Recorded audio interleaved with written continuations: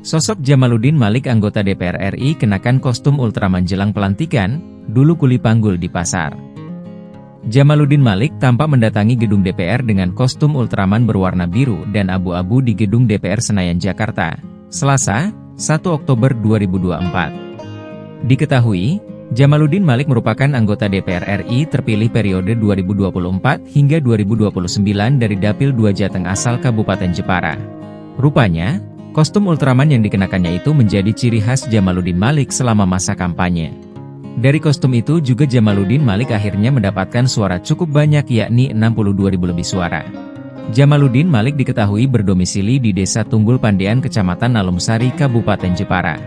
Ia merupakan lulusan dari SMA 1 Pecangaan dan sempat bekerja sebagai kuli panggul di pasar. Bangkit dari situ, ia kini menjadi seorang pengusaha asal Jepara, Jawa Tengah. Ia mencalonkan diri sebagai caleg DPR RI dari Dapil Jateng 2 yang meliputi Kudus, Jepara, dan Demak. Salah satu bidang yang digeluti Djamaluddin adalah usaha skincare. Hal itu terlihat dari akun Instagram miliknya @jm4indonesia.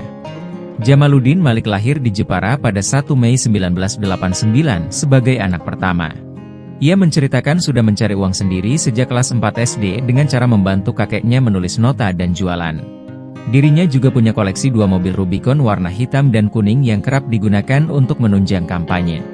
Dalam unggahan akun TikToknya @wisejordan, terlihat tim kampanye Djamaluddin turun ke jalan-jalan mengenakan kostum Ultraman.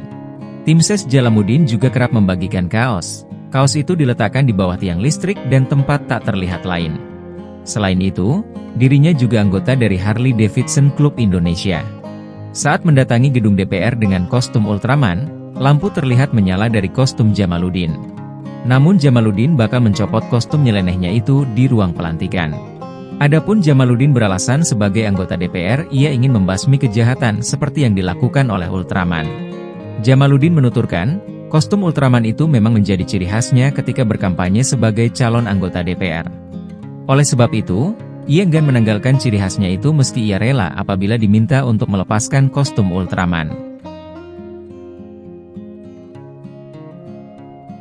Download Tribun X sekarang, menghadirkan lokal menjadi Indonesia.